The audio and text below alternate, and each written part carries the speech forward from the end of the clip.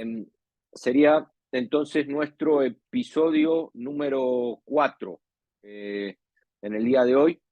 Les voy a poner, vamos a proyectar un momento, un bosquejo que les hice para que puedan situarse donde estamos. Esta serie que tiene que ver con la historia de la iglesia a partir del libro de los Hechos, a partir del capítulo 2 del primer siglo. Y ahí tienen un pequeño bosquejo que pueden hacerle ahí un pantallazo para que más o menos, creo que no se los había dado antes, para que más o menos podamos ahora ubicarnos dónde estamos y hacia dónde vamos, ¿ok? Entonces, habíamos hablado en el primer episodio acerca del origen de la iglesia y cómo decíamos que hay iglesia desde el mismo huerto del Edén, donde Adán era el sacerdote, donde había una ley, donde había algo para trabajar, fructificar y demás, y que mientras el plan de Dios era mientras el hombre se iba reproduciendo al ser hecho a imagen y semejanza de Dios, toda la tierra sería llena del conocimiento del Señor. Ahora el pecado aparece en Génesis capítulo 3 y a partir de ahí la iglesia sigue a través de un pueblo como es Israel. Y nosotros tomábamos a partir de la iglesia del nuevo pacto, en la cual en Hechos el Espíritu Santo vino a ser morada. Y ya en el episodio 2 estuvimos viendo la iglesia apostólica, del año 33 al año 100, donde es una iglesia que tenemos registrada sobre todo en el libro de los Hechos, además de las epístolas.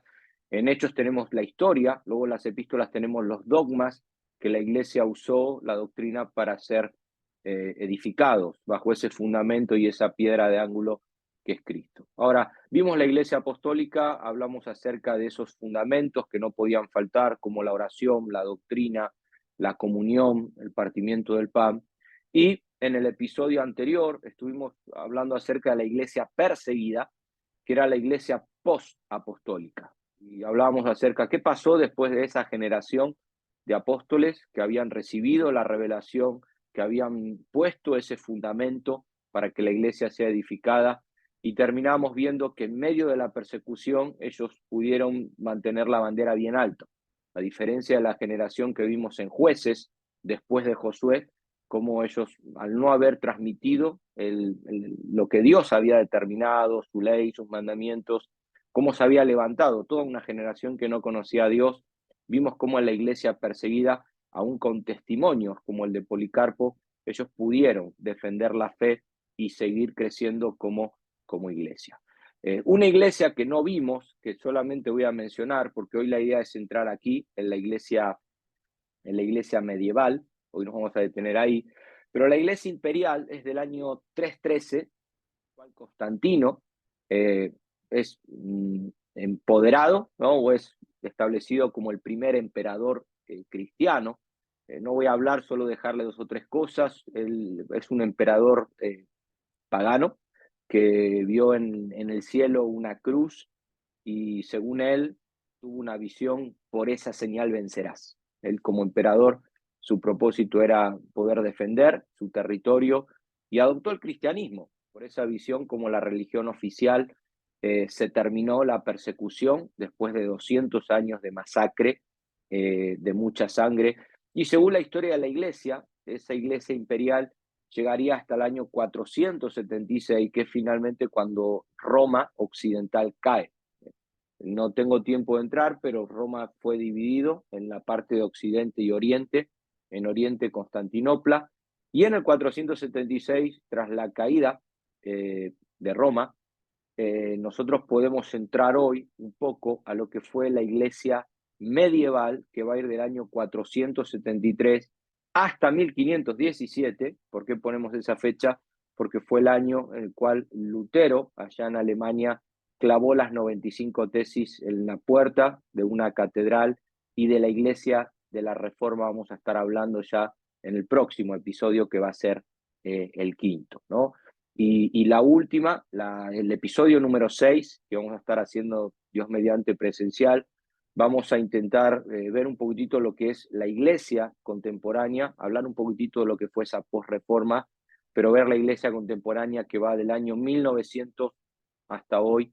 Recuerden que no es un bosquejo de verdad absoluta, es solamente una guía, en la cual vemos que Dios siempre tuvo un pueblo con el propósito de bendecir a todas las naciones de la tierra, y nosotros hemos dividido a ese pueblo en diferentes etapas. Y es muy interesante la iglesia contemporánea porque va a haber muy buena teología, ¿no? Y algunas puede estar más de acuerdo con una que con otra. El siglo XX fue una época donde se juntó el conocimiento teológico con la filosofía, y hay teólogos interesantes que a día de hoy en nuestras bibliotecas, y de manera presencial estaremos cerrando esta serie de la iglesia, hablando un poco de la iglesia contemporánea. Ahora, ¿dónde me quiero detener hoy? Hoy nos vamos a detener en la iglesia medieval, que como bien vamos a estar viendo, y ya poder ubicar un poco el tema, es la época más oscura, la más oscura de todas, ¿no? Paradójicamente, estamos viendo que la iglesia fue llamada a hacer luz en las tinieblas. Ahora, de una forma paradójica, nosotros podemos ver que la propia iglesia terminó oscureciendo aún otros sectores cuando había sido llamada a hacer luz. Entonces, la idea es luego hacer una aplicación también a nuestra vida, como venimos haciendo en cada uno de estos episodios, pero de forma bosquejada. Quiero ver por qué causas de la época más oscura. Y vamos a hablar un poco de la forma de hacer iglesia que hubo en esos años, a partir del año 476 hasta que finalmente comienzan a surgir una serie de reformadores de los cuales vamos a estar hablando el próximo día. Entonces yo acá anoté un bosquejo, si lo quieren anotar, el primero, las causas de esa época oscura donde aún llegó a haber mucha sangre, pero entre la propia iglesia, luego las cruzadas y demás, no vamos a entrar obviamente en todo eso, pero vamos a hablar un poquitito de la forma de hacer iglesia. Habíamos visto en un episodio anterior que cualquier forma era válida siempre y cuando los pilares sigan ahí bien establecidos, la piedra de ángulo, el fundamento y demás, y todo aquello en lo cual la iglesia ahora podía brillar para hacer luz en una sociedad. Sin embargo, ahora vamos a ver que hablamos de una época oscura, vamos a ver las causas y luego vamos a ver un poquitito la solución. O sea, ¿cuál iba a ser la solución? Y la solución a esa época oscura la vamos a estar viendo en el próximo episodio, porque tiene que ver con la reforma de la iglesia. Por eso el bosquejo sería, punto 1, la forma de hacer iglesia, causas de ese oscurecimiento. Punto 2, la reforma, que vendría a ser la solución. Y luego una aplicación, como tercer punto, una enseñanza que quiero dejarles también a nivel devocional y personal en el día de hoy, ¿no? ¿Cuál fue la forma que dejó la reforma? Vamos a estar viendo el próximo día, ¿no? Parece como un trabalengua, pero repito, la forma de hacer iglesia, vamos a ver las causas de ese oscurecimiento, donde vamos a hablar de la época más oscura, y luego la solución tiene que ver con la reforma de la iglesia. Y vamos a ver que aún en la reforma hubo detalles que estaremos viendo en el próximo episodio, que no todo que se hizo en esa reforma fue un modelo, ¿no?, para nosotros en el día de hoy. La reforma, yo siempre digo, fue un instrumento de corrección, pero tampoco me atrevería a tomarla como una iglesia modelo, como que hoy tenemos que ser todos como los reformadores, porque vamos a estar viendo que también se cometieron errores, y como en la historia de la iglesia, estudiamos historia de la iglesia para no volver a cometer los mismos errores, estaremos haciendo un poquitito de hincapié en el próximo día. Entonces, las causas, vamos a ver las causas de ese oscurecimiento, de esa época oscura de la iglesia medieval, y yo creo que son dos, y las vamos a bosquejar un poquitito. La primera tiene que ver con la religión oficial. Constantino adoptó el cristianismo como religión oficial. Creo que eso fue una pésima idea, adoptar ahora el cristianismo. Vamos a ver lo positivo y lo negativo que tuvo eso, y luego el liderazgo oficial de esa iglesia. La iglesia no solo fue religión oficial, sino luego el liderazgo oficial, donde va a aparecer el monacato y el papado, y creo que también fue una pésima idea en muchos aspectos, ¿no? Entonces vamos con lo primero, la religión oficial, el cristianismo como religión oficial. ¿Fue buena idea que el cristianismo sea ahora la religión oficial del imperio, podemos ver cosas positivas y las vamos a mencionar muy rápido porque, repito, mi propósito es llegar hoy a esa aplicación personal para nosotros. Pero lo positivo fue que cuando Constantino adopta el cristianismo como la religión oficial, repito, después de tener esa visión de la cruz, el cielo y demás, se puso fin a las persecuciones. Habíamos hablado del episodio anterior acerca de esa masacre de 200 años donde la iglesia comenzaba a ser perseguida, eran tratados de herejes, eran quemados, eran llevados a crucifixiones y demás. Pero ahora Constantino toma el cristianismo como la religión oficial y hay una pausa, se separa un poco la sangre, la iglesia deja de ser perseguida y las iglesias que habían sido destruidas, los edificios, comienzan a ser restaurados. O sea, eso es una muy buena noticia. O sea, el gobierno, Constantino y otros emperadores que van a venir luego, invertían para que esos templos que habían sido destruidos en esos 200 años de persecución, ahora puedan volver a ser edificados y a funcionar como iglesias. Entonces podemos ver cosas positivas. Otra cosa positiva que yo veo es que se puso como un fin, un cese a todos los sacrificios paganos. La gente, como vimos en episodios anteriores, ellos veían a los emperadores como deidades, como dioses, llevaban sacrificios a esas estatuas y a esas imágenes, y Constantino pone fin a todo eso. Entonces, como que uno puede comenzar a ver y decir, bueno, al final, adoptar el cristianismo como la religión oficial en esos años pudo ser positivo. Aún templos paganos fueron consagrados como iglesias, ¿sí?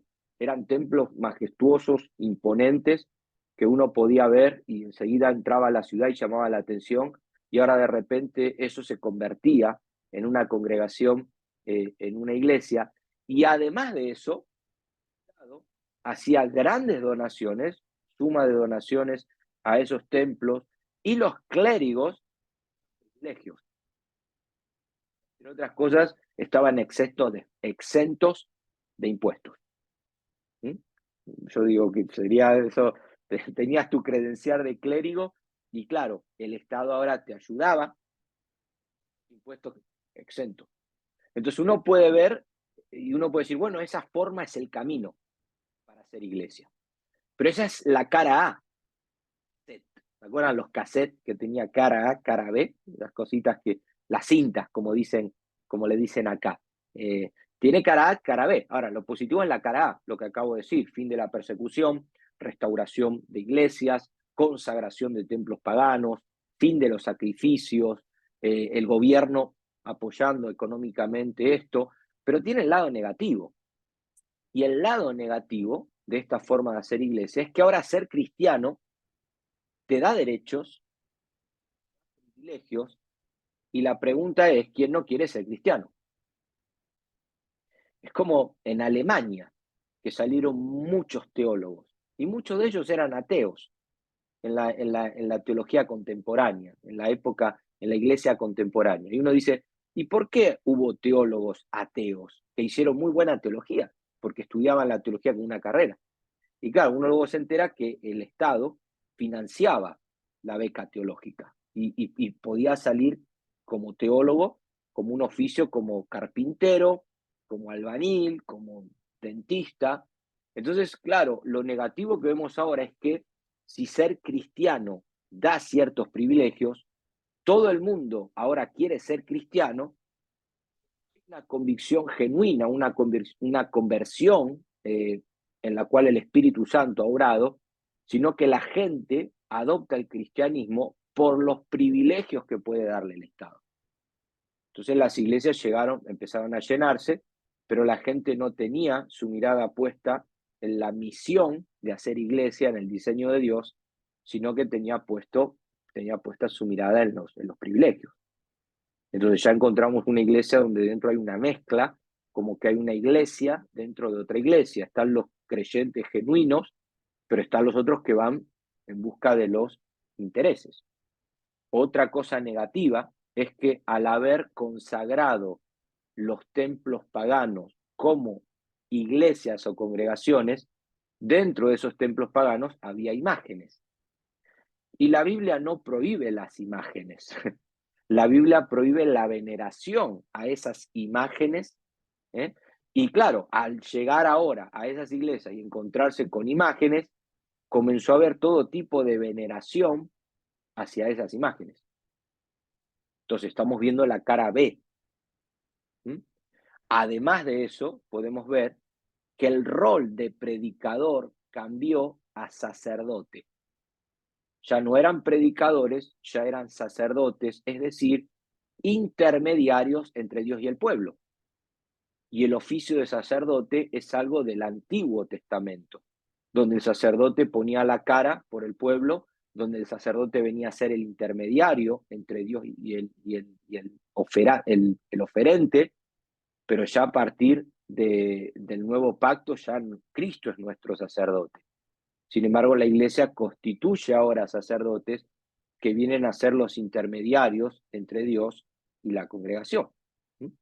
Además de eso, si seguimos estudiando la historia como negativo en esta religión oficial, podemos ver que comenzó a haber muchos intereses personales, indicios de poder.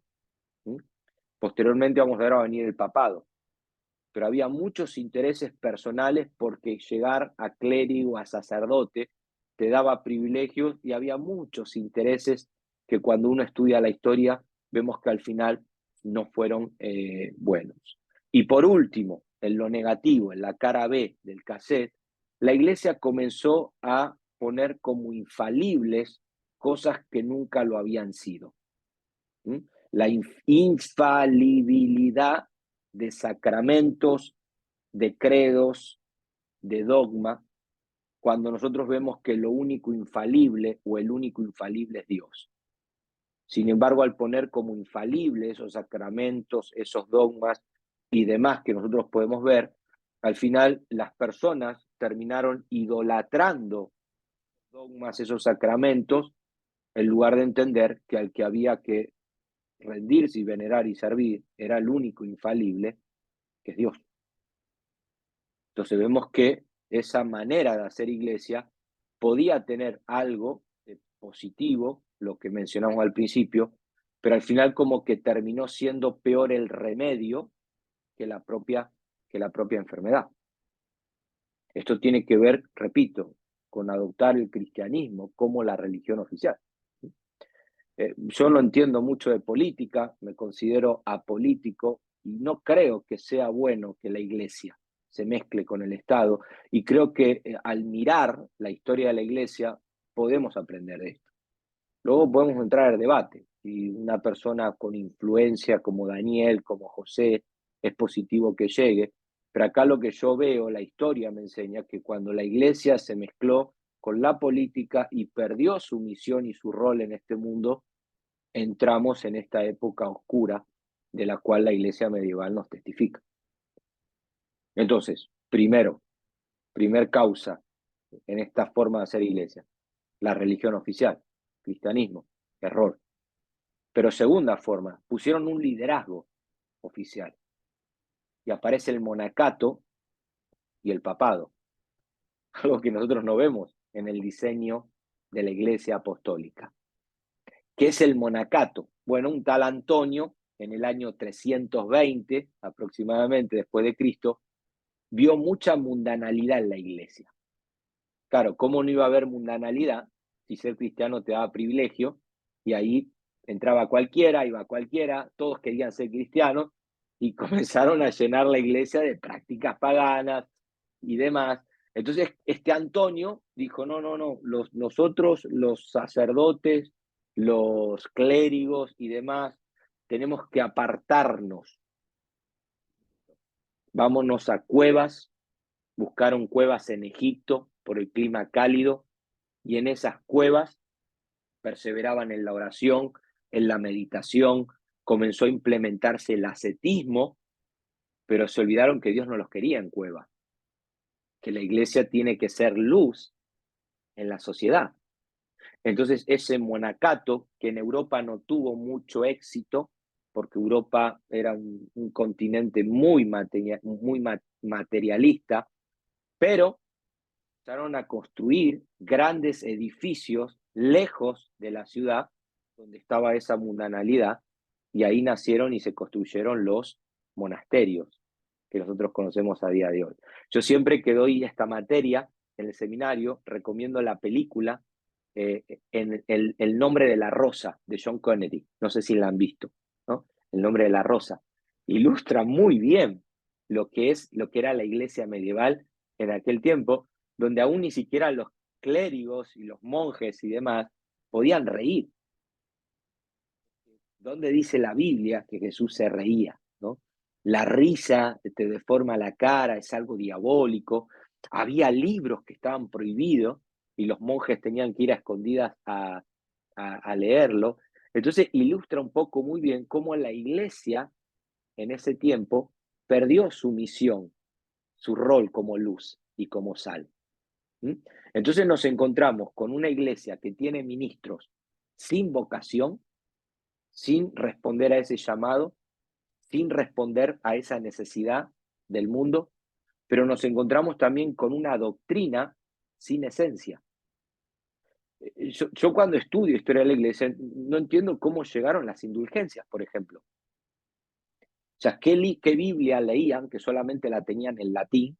Y vamos a ver que lo primero que va a hacer la reforma es traducir, o lo primero que va a hacer Lutero, aprovecha la imprenta y va a traducir la Biblia al idioma del pueblo, al alemán.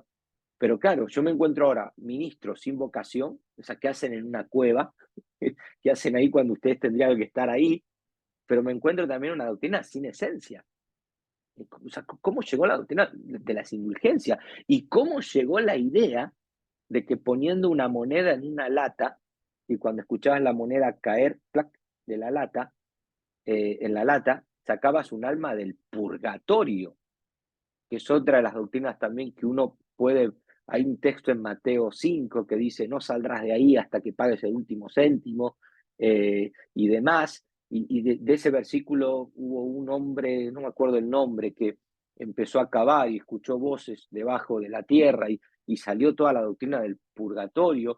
Y uno dice, es una doctrina sin esencia, eh, consecuencia, repito, de la forma de hacer iglesia. Entonces, una de las cosas que va a hacer Lutero, siempre recordamos a Lutero por las 95 tesis que él clavó.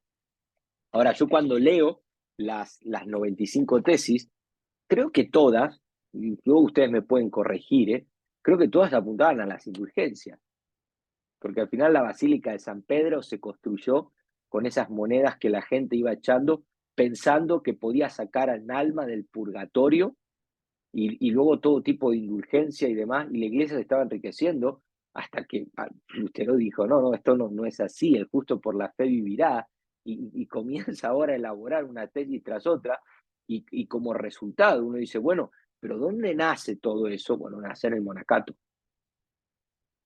Pero además de eso, aparece el papado, donde ahora hay un obispo universal. ¿Mm? Saben que más tarde el Papa, en el Concilio I Vaticano, aún se le declaró como infalible. Y hay teólogos católicos romanos, entre ellos Han Kyung que es visto como desertor de la Iglesia Católica Romana porque escribió un libro que entre signos de interrogación pone infalible y expresa su desacuerdo con la infalibilidad del Papa. Pero ahora aparece un obispo universal, lo eligen en Roma, donde iba a tener la sede, se apoyaron en ese versículo que dice que sobre esta roca edificaré la iglesia, palabras de Jesús a Pedro. Los obispos supervisan las iglesias, pero luego hay un obispo universal que supervisa todas las iglesias. Y uno va al Nuevo Testamento, y si bien es cierto que las iglesias que se comenzaron a abrir en diferentes lugares con los viajes misioneros estaban bajo la supervisión de Jerusalén, vemos en más de una ocasión donde Pedro, Juan y demás iban a supervisar lo que Dios estaba haciendo en otras regiones, pero una vez desaparecidos esos apóstoles que tenían la revelación y demás, cada iglesia se manejaba de forma autónoma. Pablo establecía ancianos en cada congregación, ponía requisitos para los ancianos y para los diáconos, Y ahora cada grupo, cada iglesia era autónoma, o sea, tenía que ser supervisada por sus propios ancianos, por sus propios obispos, pastores, pero ahora la iglesia pone una persona en Roma que tiene que supervisar todo. Entonces vemos que ni el monacato aportó mucho porque se aislaron y perdieron su rol en la sociedad, en el mundo, dejaron de ser luz, pero tampoco el cargo o la función del papado contribuyó a que la iglesia pueda seguir creciendo, avanzando, y nos encontramos ahora con una iglesia en la época medieval, la época más oscura. ¿Cuál va a ser la solución? La solución va a ser la reforma. Ahora, como un instrumento de corrección y no como un modelo de iglesia. Lo vamos a estar viendo el próximo día. No me atrevo a afirmar que la reforma haya sido un modelo de iglesia, porque lo que viene a ser la reforma, vamos a ver que el propósito de Lutero era unir, pero finalmente todo se dividió y quedó dividida una iglesia con otra iglesia, y la forma que dejó la reforma es una grieta entre una iglesia y la otra iglesia, y luego tenemos, pasamos de las cruzadas de la época medieval ahora a la Santa Inquisición, ¿no? Donde hubo también sangre y demás, y creo que al final son cosas que uno debe leer y debe tomar nota y decir, o sea, no volvamos a cometer hoy el mismo error. Y vamos a estar hablando el próximo día acerca de la iglesia de la reforma o la iglesia reformada. Ahora, la forma de hacer iglesia, ni la religión oficial sirvió, a pesar de que tuvo cosas positivas, ni el liderazgo oficial que establecieron contribuyó para que ellos puedan seguir la línea que la iglesia perseguida había mantenido. Ellos habían mantenido la bandera bien alto y habían seguido siendo iglesia tal y como los apóstoles lo habían hecho en el primer siglo. Ahora, ¿cómo aplicamos esto a nosotros? ¿No? Ahí les dejo un poquitito para que luego ustedes, y sería bueno, no les he recomendado ningún libro de historia de la iglesia, hay libros más gordos que otros, luego les puedo dejar y ustedes pueden seguir, hay muchísimas cosas que me estoy saltando, las cruzadas, los concilios, porque una de las cosas que hubo en la iglesia imperial fue que hubo un canon bíblico, o sea, se estableció un canon bíblico, se determinó que fueron 66, más algunos apócrifos más, que luego la iglesia consideró apócrifo, esto también es tema de debate, pero la necesidad de un canon bíblico, pero claro, eh, comenzó a haber todo tipo de concilios. ¿Qué hacemos con la divinidad de Cristo, con la encarnación? El concilio de Calcedonia, concilio de Nicea, temas de Trinidad, y así se iba formando la teología sistemática que nosotros trabajamos en el día de hoy, pero en esa época oscura, ¿cuál es la aplicación para nosotros a día de hoy? Entonces, yo quiero ser aquí bien práctico, porque no creo que estemos en esa época oscura hoy, donde se ve sangre, donde hay que estar en esa santa inquisición persiguiendo a herejes, aunque me llama la atención que hay muchos inquisidores en las redes sociales. Yo cuando voy a la historia de la iglesia, para llamar hereje a alguien, había que convocar un concilio, había que escuchar al supuesto hereje, ¿se acuerdan lo que hicieron con Lutero, no? Había que responderle al hereje y después de varias reuniones y concilios se determinaba que fulano era un hereje y era expulsado, excomulgado de la iglesia. Hoy cualquiera de una red social no está de acuerdo con un predicador y ya es un hereje, ya es el diablo, porque, y me llama la atención con qué facilidad se hace cuando uno va a la historia de la iglesia y puede ser una época muy oscura, la época medieval, pero que había cosas que uno dice se podría haber seguido aplicando, ciertas prácticas que ellos tenían. Ahora, la aplicación para nosotros es la siguiente. Estamos hablando de una época donde la iglesia no dio señales de vida. Y en mi interpretación fue una iglesia muerta la época medieval. A pesar de que podemos sacar cosas positivas, repito. Y uno dice, no puede morir porque al final Cristo es el que la sostiene. El otro día hablábamos un poco de la iglesia perseguida también, ¿no? Y uno dice, qué difícil es construir y qué fácil es destruir. ¿Sí? ¿Cuánto se tarda en construir una casa? Meses. ¿Cuánto se tarda en destruir? Horas, minutos. Traes una máquina, ¿no? Ahora, la iglesia es difícil de destruir, porque el Señor es el que, el fundamento, porque el Señor es el que obra, pero yo considero, y podemos luego charlar esto, que en la época medieval la iglesia estuvo muerta, y me recuerda, y fueron muchos años, ¿eh? Fueron muchos años, o sea, no estamos hablando de un periodo de apostasía, de cautiverio, no, fue una época larga, donde a mí me recuerda palabras de Jesús, por ejemplo, cuando Jesús le decía a los fariseos sepulcros blanqueados. O sea, fue una época de apariencia, de religión oficial, sepulcro blanqueado. Pintaban los sepulcros por fuera de blanco, pero por dentro olían a muerto. Estaba muerto. Y Jesús le dice eso a los fariseos, a los escribas. O sea, tienen apariencia. Y creo que la iglesia medieval es como esa higuera que Jesús maldijo, que no daba fruto y que solo tenía apariencia, que tenía hojas, pero no había un fruto que uno pueda ver. Eso es ser iglesia, como veníamos viendo en las iglesias anteriores, ¿no? A mí, la iglesia medieval me recuerda un poco también las palabras de Apocalipsis 3 a la iglesia en Sardis, que Jesús le dice literalmente, tienes nombre de que vives, pero estás muerta. Apocalipsis 3, no sé, versículo 1, versículo 2, creo que es el 1, el 3:1, a la iglesia de Sardis. Tienes nombre de que vives, tienen el cartel de iglesia evangélica, pero uno entra adentro y estás muerto, o sea, huele a muerto, no hay vida ahí. Ellos tenían la iglesia, la religión oficial y demás, pero no había una vida, y estamos hablando, repito, de que una iglesia que lleve durante cientos de años. Y tiene que venir la reforma, repito, y no estoy diciendo otra vez que por favor quede claro eso, no estoy diciendo que la reforma va a ser el modelo de hacer iglesia, pero tiene que venir a corregir ciertas cosas que la iglesia estaba haciendo mal. Ahora, la pregunta que yo quiero hacer de manera personal, aplicando la iglesia medieval a nuestras vidas, ¿qué cosas están muertas en nosotros y necesitan una resurrección? Necesitan una reforma.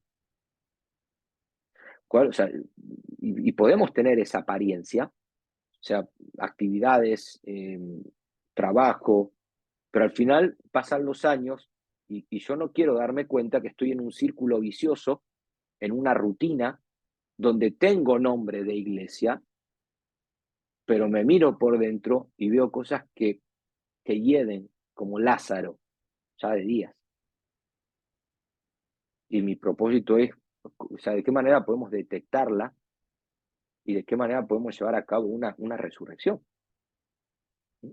Hablaba hace unas semanas atrás con un amigo de Argentina, pastor, y él me expresaba feliz, me decía, Raúl, no sabes lo feliz que estoy ahora con la iglesia, ir el domingo a la iglesia, pastorearla, y me contaba que hubo un periodo donde él llegaba el domingo y era la peor noticia que podías darle, tengo que volver a mi iglesia.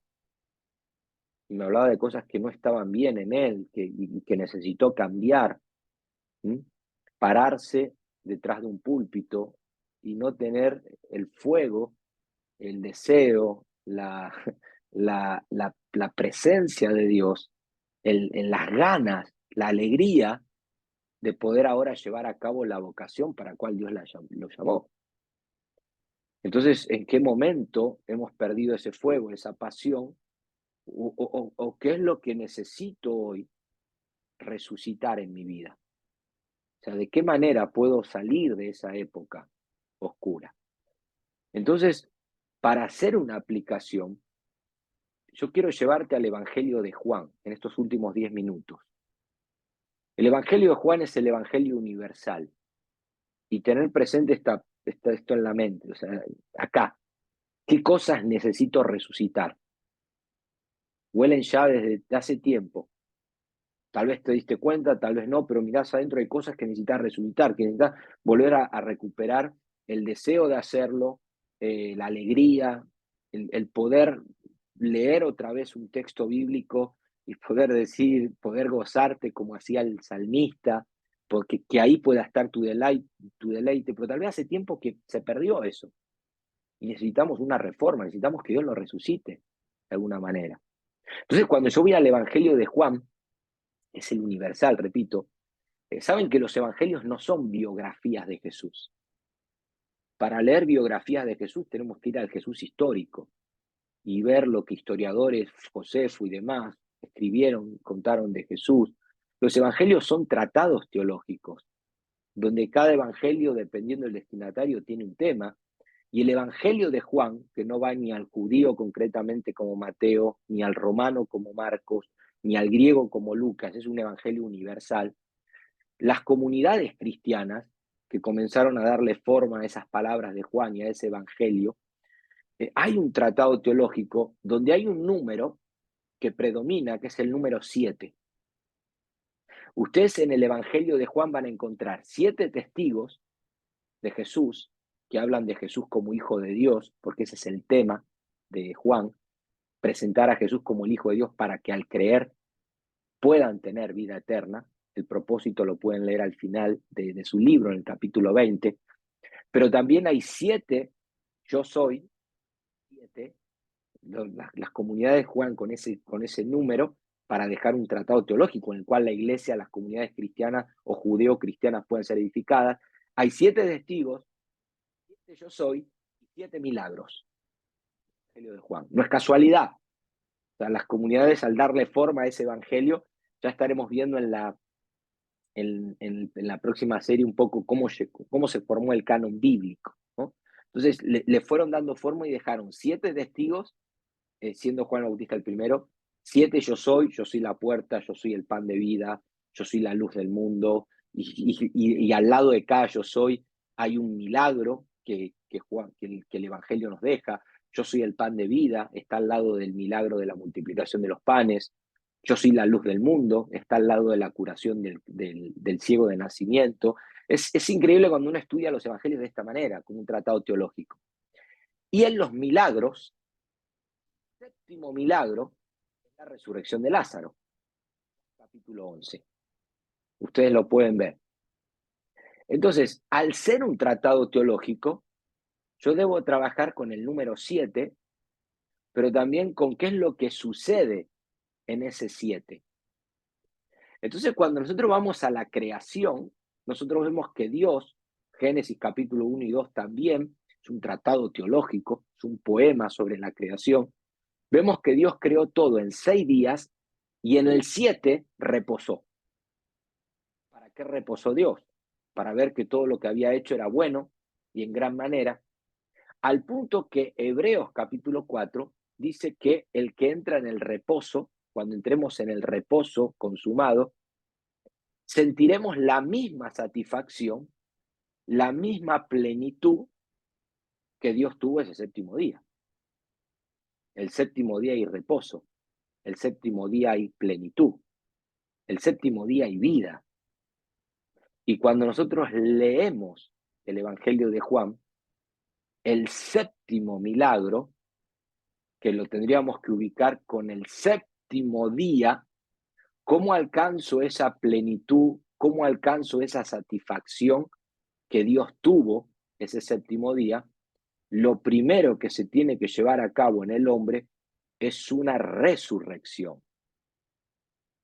Habrá una resurrección final del cuerpo, pero para comenzar a entrar en ese reposo, uno tiene que experimentar una resurrección espiritual.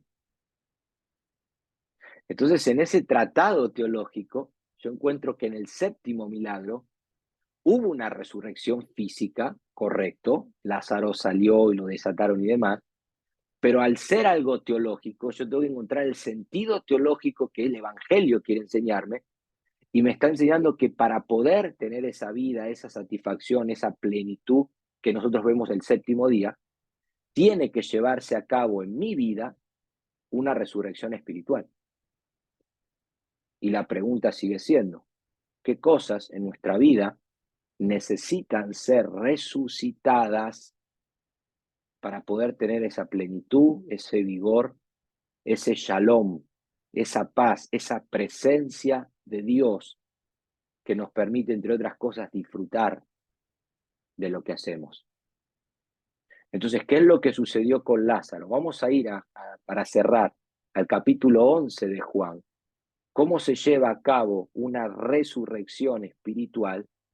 Séptimo milagro que nosotros vemos, Juan capítulo 11, séptimo día. De hecho, el 7 tiene que ver con lo perfecto, con lo pleno. Juan va a jugar mucho en su evangelio, o el evangelio de Juan nos va a aportar mucho en cuanto a esto. Y familia, no hay manera de que se lleve a cabo una resurrección espiritual en nuestra vida.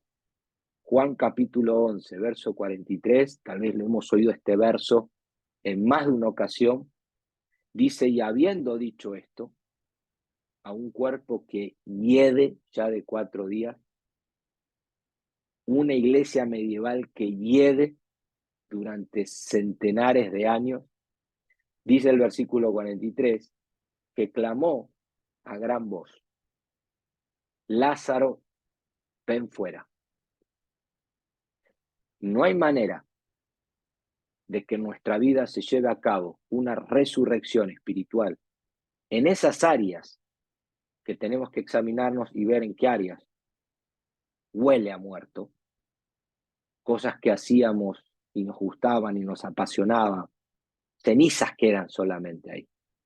Sepulcros blanqueados, le dijo Jesús a los fariseos. Bueno, ¿de qué manera puedo llevar a cabo esa resurrección? Necesitamos escuchar esa gran voz. Y dice que el que había muerto salió atadas las manos y los pies y el rostro envuelto en un sudario, y Jesús le dice desatarle y dejarle ir, que viva. Yo no puedo vivir, no puedo experimentar esa resurrección espiritual sin escuchar esa gran voz. Y la reforma, que vamos a ver en el próximo episodio, va a venir a esto.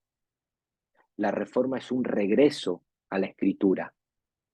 La reforma es el ejemplo de Martín Lutero, un hombre que se consideraba muerto literalmente en un monasterio, que recurría a todo tipo de obras, flagelos, para poder sentir esa plenitud, experimentar ese shalom, hasta que se encuentra con que el justo por la fe vivirá.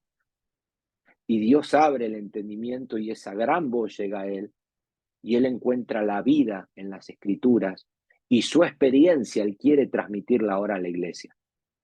Al punto que él va a llegar a decir al final de su vida, cuando le preguntaban sobre la reforma que él había querido llevar a cabo, él va a decir, yo no hice nada, la palabra lo hizo todo. Yo no hice nada, la palabra lo hizo todo. Y a pesar que vamos a ver en el próximo episodio que no todo fue bueno, vamos a ver que hay un regreso a la escritura. Y regresar a la escritura, lo primero que él va a hacer es traducir la Biblia al idioma del pueblo, para que el pueblo pueda leer y encontrar esas áreas que hedían ya de años, de una generación tras otra. Ahora él encuentra ahora, en esa gran voz, la única forma de que esas cosas que están muertas en nosotros resuciten, es siendo sensible y escuchando esa gran voz. Y la escritura es un muy buen punto de partida. Por eso habíamos visto en episodios atrás, en la creación, que el diseño de Dios, Génesis 1:1, el diseño de Dios, Dios creó los cielos y la tierra. Pero en el versículo 2, caos, había tinieblas. Yo creo que Génesis 1:2 es la característica de esta iglesia medieval. Tinieblas, oscuridad, desorden, caos. Pero en Génesis 1:3 dijo Dios, sea la luz, separa las tinieblas para un lado, la luz para otro lado. La palabra viene a hacer eso. Ese dijo Dios, esa gran voz, viene a terminar con el caos, para de una manera ahora progresiva y divina y con tanta sabiduría, comenzar a poner todo en orden. Y con esa gran voz en la creación, Dios separó la luz de las tinieblas. Con ese dijo Dios, comenzó a crear cosas de la nada. Con esa voz de Dios, Dios sopló en el hombre el aliento de vida. Y la iglesia medieval necesita volver al diseño original de Dios. Y no hay manera de volver al diseño original si no hay un regreso a la escritura. Y a eso va a venir la reforma. Estaremos viendo en el próximo episodio. La iglesia medieval es ese valle de huesos secos, que Dios le dice a Ezequiel, párate, que ves seco y en gran manera. Y el Señor le dice, profetiza, y esos huesos caminarán. La palabra de Dios, la palabra de Jesús a Lázaro, la palabra del profeta, en esa visión de valle de huesos secos, el dijo Dios, la voz de Dios, el logos, en aquel principio, es la vida, es la plenitud, es la resurrección. Y nosotros, para cerrar, ¿qué cosas necesitamos revivir, resucitar? Acudamos a esa voz, escuchemos esa voz, estemos atentos a esa palabra que Dios quiere traer para que esas cosas que huelen a muerto, Dios pueda crear aún cosas nuevas en nosotros, obrar ese milagro, experimentar otro Pentecostés, ese viento recio que sopló en Hechos capítulo 2 y salir de esa época oscura para poder seguir brillando en la sociedad que Dios nos ha puesto.